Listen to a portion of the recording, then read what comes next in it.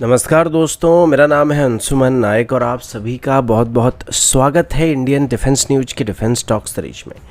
जहां पर हम रोज नए नए डिफेंस अपडेट्स के बारे में बात करते हैं। तो चलिए देर न करते हुए आज की वीडियो शुरू करते हैं।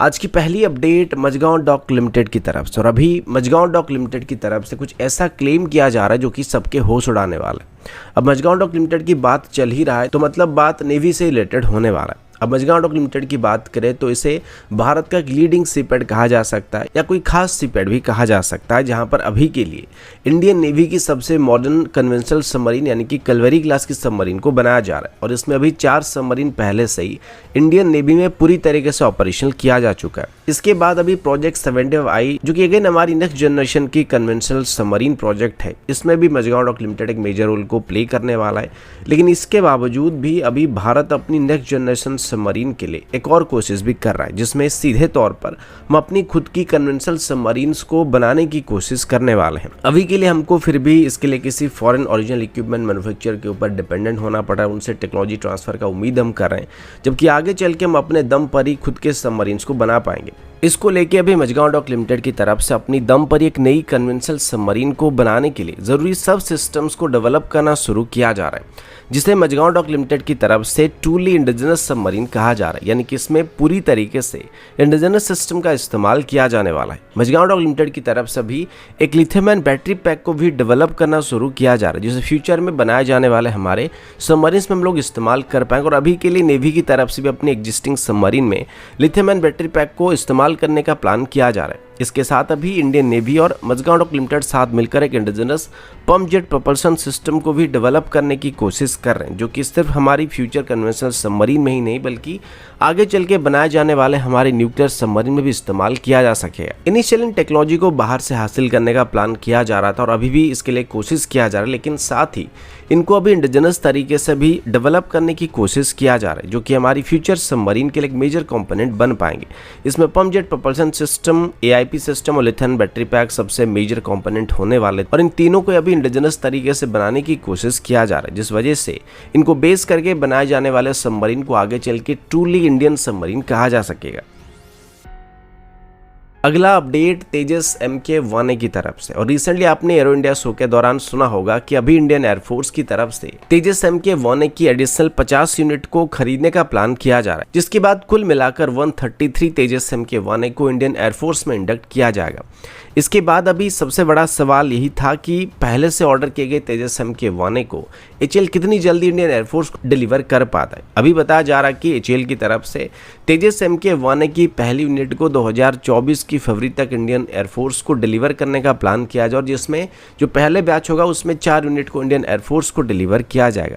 और 2026 तक जाके HAL की तरफ से अपनी पीक प्रोडक्शन रेट को हासिल करने का उम्मीद किया जा रहा है, जिसमें HAL साल भर में 16 एयरक्राफ्ट को मैन्युफैक्चर करने की कैपेबिलिटी को हासिल कर पाएगा।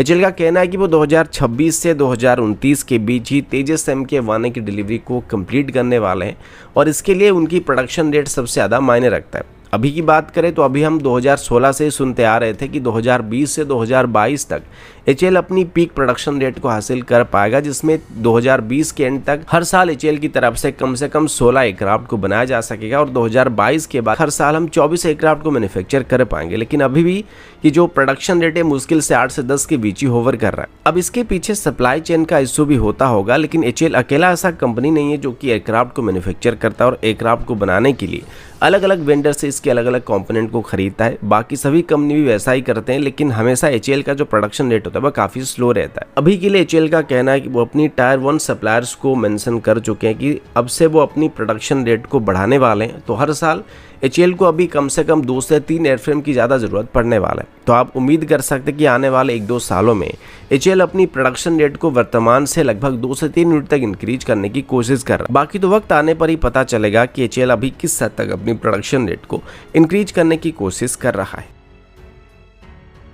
अगला अपडेट HJT-36 यानी कि इंटरमीडिएट जेट ट्रेनर एयरक्राफ्ट की तरफ से है। जिस तरीके से STD-40 को नए पायलट्स को ट्रेनिंग प्रोवाइड करने के लिए डेवलप किया जा रहा था, ठीक वैसे ही जो इंटरमीडिएट लेवल के पायलट्स होते हैं उनको सीधे तौर पर फाइटर जेट्स में ट्रेनिंग देने से पहले एक इंटरमीडिएट जेट में इनको ट्रेनिंग दिया जाता है, जिसमें वो सबसे पहले एक प्रोपेलर ड्रिवन एयरक्राफ्ट से एक जेट इंजन बेस्ड एयरक्राफ्ट में शिफ्ट होते हैं और बेहतर स्पीड और हाई जी टर्न्स के साथ खुद को फेमिलियर कराने की कोशिश करते हैं। इसी वजह से IJT-36 या HJT-36 को डेवलप किया जा रहा था और रिसेंटली इसमें भी हमें बहुत ही बड़ा सक्सेस मिल चुका है, जिसमें HJT-36 ने अपनी 6 स्पिन टर्न ट्रायल को कंप्लीट कर लिया था, जो कि इंडियन एयरफोर्स की एक बहुत ही बड़ी रिक्वायरमेंट होती है और किसी भी ट्रेनर एयरक्राफ्ट के लिए रिक्वायरमेंट जो होता है वो मैंडेटरी होता है। इसके बाद जाके इंडियन एयरफोर्स में इन ट्रेनर एयरक्राफ्ट को इंडक्ट करने के बारे में सोचा जा सकता है। अभी के लिए HAL की तरफ से बताया जा रहा है कि इसको इंडियन एयरफोर्स में इंडक्ट करने से पहले अभी इसको फ्लाइट सर्टिफिकेशन मिलना सबसे ज़्यादा जरूरी होने वाला है, जिसके लिए कम से कम अभी 12 महीने का वक्त लग सकता है और इसके बाद जाके इसको ऑफिशियल इंडियन एयरफोर्स को खरीदने के लिए ऑफर किया जा सकता है। और उम्मीद किया जा रहा है कि इस कैटेगरी में इंडियन एयरफोर्स की तरफ से अभी कम से कम 70 से 80 एयरक्राफ्ट को खरीदा जा सकता है, जो कि आगे चल के इंडियन एयरफोर्स की स्टेज 2 ट्रेनर के तौर पर काम कर सकते हैं।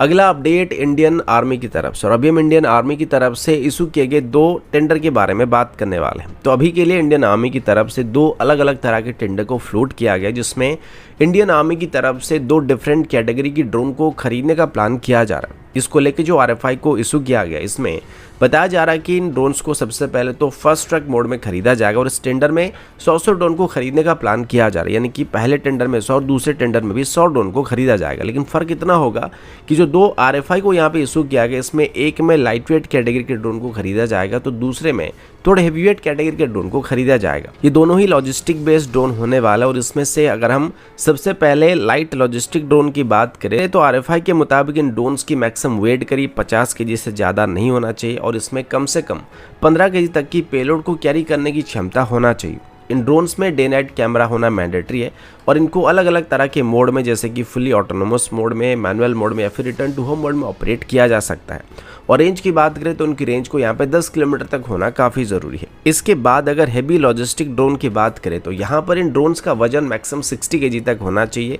और इसमें पेलोड कैपेसिटी 20 kg तक रहना चाहिए। बाकी सभी स्पेसिफिकेशन हम पहले की जो बात कर रहे थे उसके साथ सिमिलर होने वाला है। और इनकी मैक्सिमम सर्विस सीलिंग की बात करें तो ये कम से कम 2000 मीटर के आसपास होना चाहिए और इन दोनों ड्रोन की लाइफ की बात करें तो मिनिमम 1000 लैंडिंग तक होना चाहिए, यानी कि कम से कम इनको 1000 बार ऑपरेट करने के बाद इनकी लाइफ साइकिल खत्म होना चाहिए। तो दोस्तों अभी के लिए इतना ही, मिलता हूँ आपसे अगली वीडियो में, तब तक के लिए जय हिंद, वंदे मातरम।